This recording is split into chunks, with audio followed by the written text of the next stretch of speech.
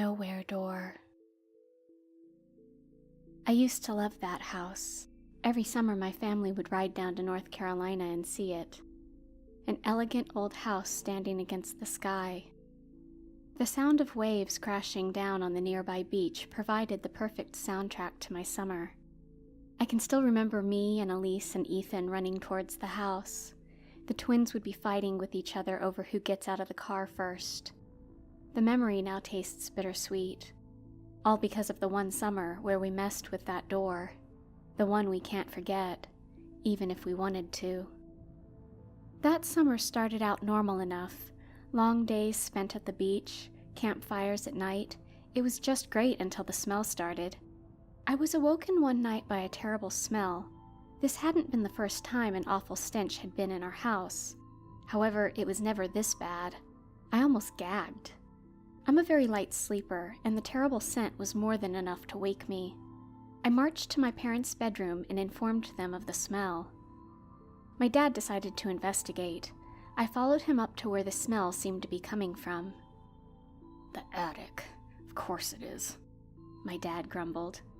I cautiously walked behind him. While I hated the smell, I was the type of kid who always wanted to feel like they were the boss. I followed him into the attic. I had never been there before, so I was a bit nervous. My eyes widened when I saw what was inside. The room was mostly bare, with only a few old knickknacks and clothes laying around. Mint-colored wallpaper that was peeling off at the ends covered the walls. I coughed from the thick layer of dust that seemed to cover everything. It seemed like any stereotypical old attic, except for one thing. At the very end of the room stood a large door. Unlike the dark hardwood floor, it seemed to be made out of ash wood. It seemed worn down somehow. It was ajar just enough for me to see a wood wall unusually close behind it. At the very top, I could see a bit of the night sky, which just confused me more. I was pulled out of my thoughts by the smell becoming even stronger. "Oh, I found it," my dad called out. I stared in disgust as he pulled a dead rat from off the floor. "Guess we need to put out traps." I cringed at the idea of rats being in the house. I knew I wouldn't be going back in the attic for a while. However, I still wanted to know more about the strange door.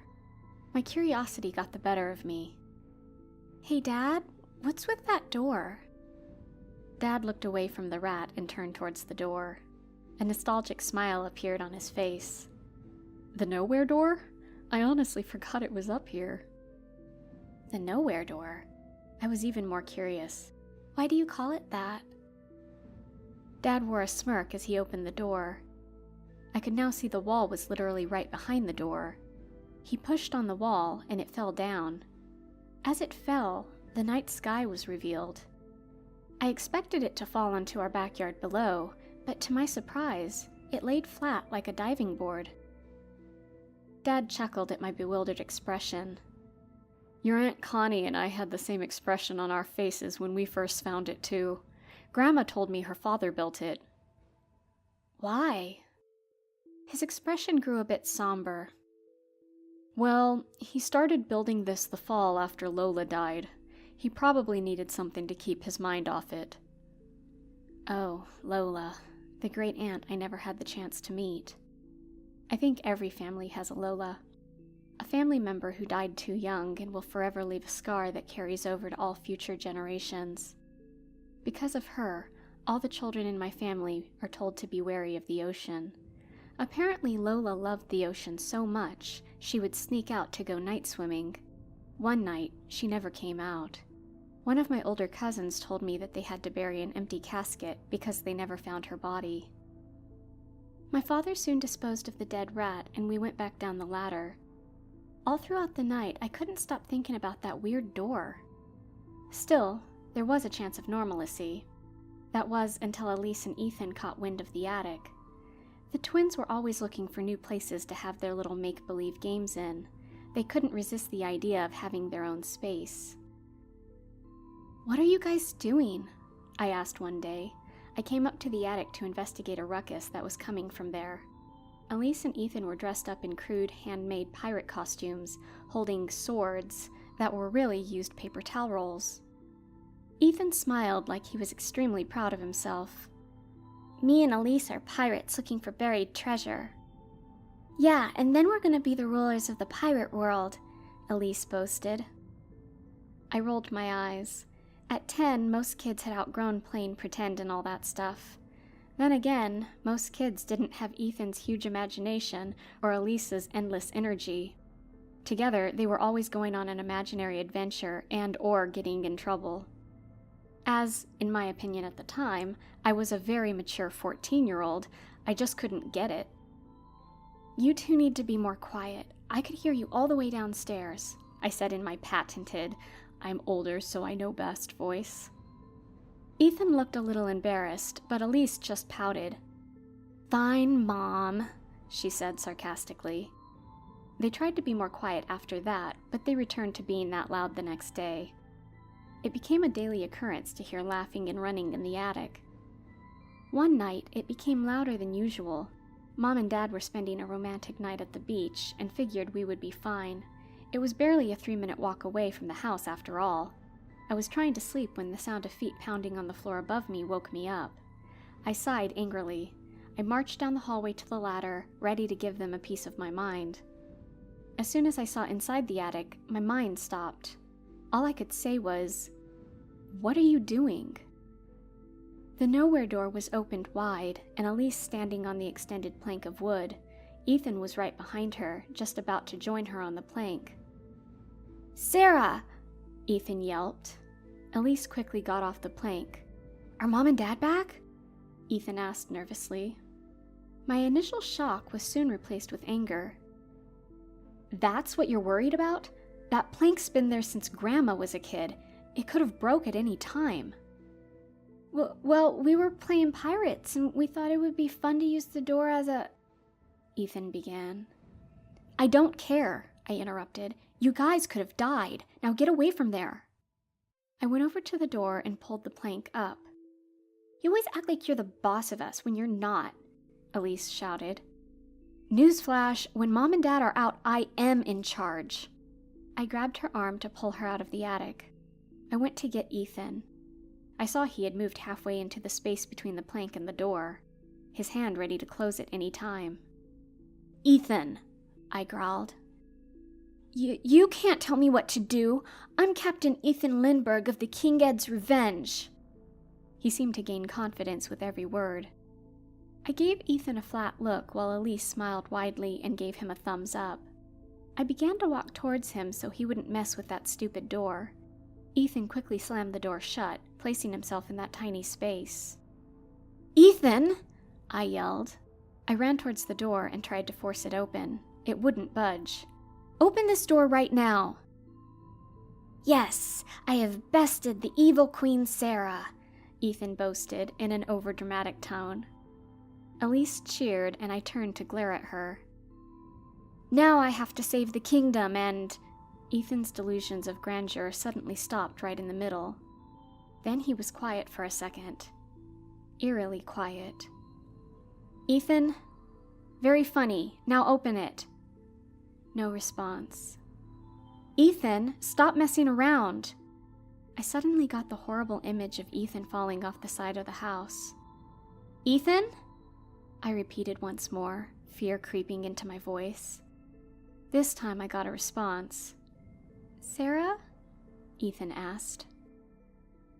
There was something off with his voice. He sounded very confused. "Yeah, I'm here." I couldn't help but be relieved that he was okay. "Please just come out." "I can't. When I try to twist the knob, it won't move. And there's something weird with the closet. I don't think I'm in it anymore." "Oh, really? Are you in Narnia now?" I was beginning to get annoyed again. Although Elise crept closer and seemed to be genuinely concerned. "Where are you?" she asked. "I don't know. It's really dark, but I can tell it's bigger than the closet. It also smells really bad. The floor is made out of dirt. I think it might be a cave." Ethan's voice became frightened. "Guys, I think I saw something. Please open the door."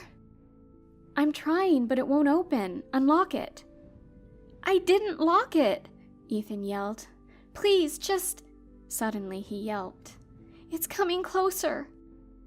The door began to shake like Ethan was banging his body against it.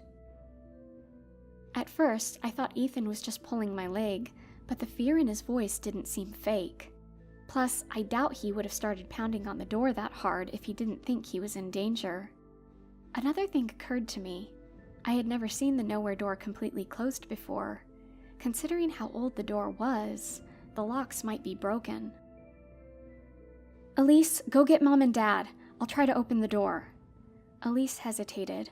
She probably didn't want to leave Ethan.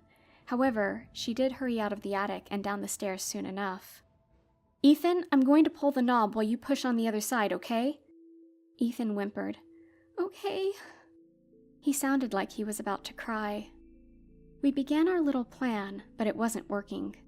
A minute into it, Ethan stopped. "Sarah?" Ethan's voice was shaking. "It's coming closer." "Don't worry, Ethan. Mom and Dad are going to be here soon." I was trying to comfort myself as much as I was trying to comfort Ethan. My heart was beating so fast I thought it was going to explode. "But Sarah, it's—" Ethan's scream cut through the air. "It's here! It's here!" He began banging on the door faster and more frantic than before. I pulled as hard as I could until my knuckles were white and hands were burning from pain. Nothing seemed to work. Then, out of nowhere, the door suddenly opened. Since it was so sudden and I was pulling so hard, I fell onto the floor. "Ethan! Sarah! What's going on?" I could hear my dad's voice call. I could also hear his and Mom's footsteps coming up the stairs. I smiled widely, happy that everything was going to be okay. "Ethan and Elise were playing in the attic, and I went to—" The words died on my tongue. I looked to the door, expecting to see a freaked out but safe Ethan. Instead, all I saw was the empty space between the door and plank. My family was devastated, obviously. Mom and Dad called the police when they realized Ethan was nowhere to be seen. Of course, no one really thought me and Elise's story was real. Hell, I wasn't even sure it was real. The next night, Mom and Dad were downstairs talking and trying to comfort each other. I was laying in bed, unable to sleep. I nearly jumped out of bed when I heard footsteps coming down the hallway. I peeked out the door to see Elise walking towards the attic. "What are you doing?" I hissed. Elise flinched. She turned to me and I could see her face was extremely pale. Her eyes were red from crying. "Sarah, I saw Ethan." "What? Really? We have to tell Mom and Dad." I felt like I had some hope again. However, Elise shook her head. "No, I saw him in a dream." She hesitated. "Well, nightmare. Ethan was hiding behind a dead tree. Weird things were looking for him. Ethan looked so scared." Elise almost started crying, but stopped herself. Then he turned to me. He looked shocked at first, and I knew he could see me too. Ethan mouthed something to me. "Open the door." Then I woke up. Elise finished her story and looked at me with pleading eyes. "We need to go up there and try to open it. Mom and Dad wouldn't believe me, but you were there. You know." I sighed. "Elise, that was just a dream. You're worried about Ethan and you were freaked out by whatever happened last night. That's why you had that dream. Besides, Mom and Dad don't want us going into the attic without them." Elise grabbed my shirt and pulled on it. "I know it was real. This might be the only way to get Ethan back." She spoke passionately, her voice rising with every word. "If we don't, Ethan might—" Elise began crying. She buried her face into my chest. I tried to soothe her as best I could. She was taking Ethan's disappearance the hardest. "Okay," I said reluctantly. "But at the first sign of trouble, we're getting Mom and Dad." Elise's eyes lit up and she quickly nodded her head. We headed up the ladder and into the attic. All the miscellaneous items had been moved out earlier in an attempt to find any sign of Ethan. The attic felt so much bigger when it was empty. Elise and I carefully made our way to the door. It was closed, probably by one of our parents, just in case we tried to mess with it, like we were about to do. I wasn't sure what we were going to do after we got to it. Elise already had a plan, however. She knocked on the door and called out, "Ethan?" There was no reply for a minute. I was about to suggest we go back to bed when I heard a familiar voice from the other side of the door. "Elise? Is that you?" Ethan asked. His voice sounded so worn out and scared. No 10-year-old should ever sound like that. "Yeah, it's me and Sarah. Are you doing okay?" Elise said quickly. "I hid from the things behind a tree. Everything here is almost the same as back in town, but it's all run down and the sky's red. And the things, they kind of look like people, but they're all wrong. They never say anything, and they walk on..." "I thought you said you were in a cave," I interrupted. "That's the thing. Things around me keep on changing. I close my eyes for a second, then everything is different." Okay. I was still skeptical, but I was just glad I knew where he was. "We're going to get Mom and Dad. Just stay there." "No!" Ethan yelled. "They'll find me by then. They're probably almost here. Please, just open the door." "Sarah, he's right. We can't just leave him there." Elise agreed. I admit I was scared by the idea of those things Ethan kept describing coming out and attacking us when we opened the door. Also, Ethan's story was starting to make less and less sense the more he told us about it. Either he was lying or this situation was even stranger than I first thought, which was saying a lot. Still, the terror in my siblings' voices convinced me to help Elise in trying to open the nowhere door. We pulled and pulled and pulled, but the door just wouldn't budge. "Things are changing again," Ethan said, his voice shaky. "Promise me you'll come back soon." "We promise." Scared as I might be, I wasn't going to abandon my little brother. "We'll definitely come again," Elise said with confidence. However, Ethan didn't say anything back. Elise knocked on the door again. "Ethan?" "What are you doing?" Someone replied, but the voice wasn't Ethan's. Elise and I both gave small shrieks and flinched back. My mom was peeking through the opening to the attic. Her worried expression quickly turned into a scowl. "Girls, we said to stay out of here." "Sorry, Mom, I tried to think of some explanation, but my mom just sighed. She went up to us and pulled us into a tight embrace. "I know you guys are worried about Ethan. I am too.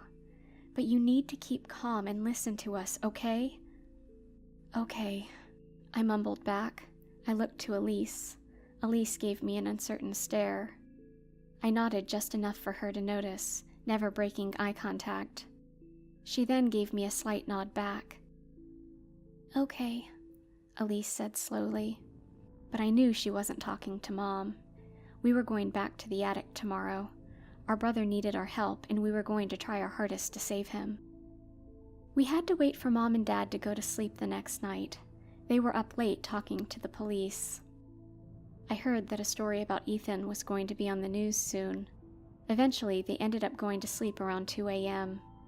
Elise and I slowly crept down the hallway, careful not to wake them. After we got to the attic, I closed the hatch to the attic and locked it. Elise went to the door and knocked on it. "Ethan?" she asked. A few seconds went by before Ethan replied. "Yeah," he said weakly. He sounded like he was sick.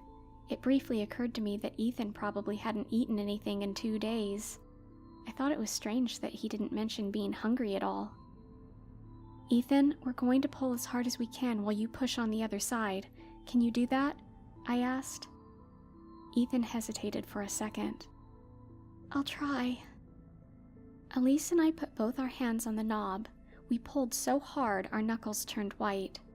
Ethan was doing his part, pushing so hard I thought the door was going to crack. Suddenly, a ray of hope appeared. I could feel the door starting to open slowly. I smiled brightly. I was finally going to get my brother back. Then it all went wrong. The door opened just a bit. The door still was unnaturally hard to open all the way, but it was still something. Then the arm came through from the other side of the door. It was horribly emaciated, with its skin mottled and possibly rotting. The fingers were unnaturally long and spider-like. More than that, the skin on the arm began to burn away almost immediately. Before me and Elise could scream, an inhuman shriek came from the other side of the door. The arm quickly went back to the other side.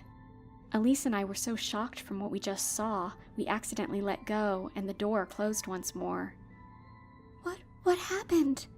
Elise asked. Did one of those things get through while we were opening it? No, Ethan answered. I put my arm through and it started hurting a lot. He winced from pain. Are you guys okay? My blood ran cold. Ethan, can I ask you a question? Do you know what you look like now? I don't know. My head feels so cloudy. It's getting hard to remember things. He was quiet for a moment. Ethan seemed to have come to the same realization I just had. I can't come back, can I?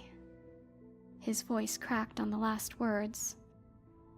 Tears sprung from my eyes. I tried to say something, but words just wouldn't come. Elise was processing what Ethan said. She then shook her head frantically. No, you're coming back. You have to. She was crying too. Ethan ignored her. Sarah, tell Mom and Dad that I'm sorry I didn't listen to their rules. Tell them that I love them so much. Ethan began. Sarah, even if I call you bossy sometimes, I always knew you were the best big sister. Elise, you're my best friend and best pirate captain ever. One last pause and a shaking breath. I love you guys. Goodbye. Me and Elise sat in shocked, devastated silence for a second. Then Elise's entire body began shaking. No, no, no, no, no. Elise ran to the door and opened it. Elise, no! I cried, but I didn't need to worry about anything. The only thing on the other side was the night sky. When our parents finally forced open the hatch hours later, they found me and Elise hugging each other, sobbing, while the sun rose behind us. My parents searched for months and months for Ethan. They never found him. After a year, they finally stopped looking. We had to bury an empty casket. I never felt so empty as when I saw it lowered into the ground. I wonder if that's how Grandma felt when they buried Lola. Sometimes I wonder if Lola had the same fate as Ethan, or if my great-grandfather had something to do with whatever horrible place my brother got trapped in. I guess I'll never really know. There are a lot of things I'll never know, and it still kills me. Elise never recovered from the loss of Ethan.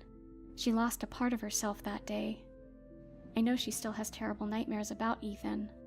I don't know if she still has a link to him, or if it's just from the trauma. That's why I didn't tell her about what I'm planning to do this summer. My dad's going to sell the house next fall. He offered to take us one more time to the house. I'm the only one who took the offer. I'm not going for nostalgia's sake, though. I'm going to nail that nowhere door shut and knock the knob off. I already failed to keep my little brother safe. I'm not letting that door take anyone else.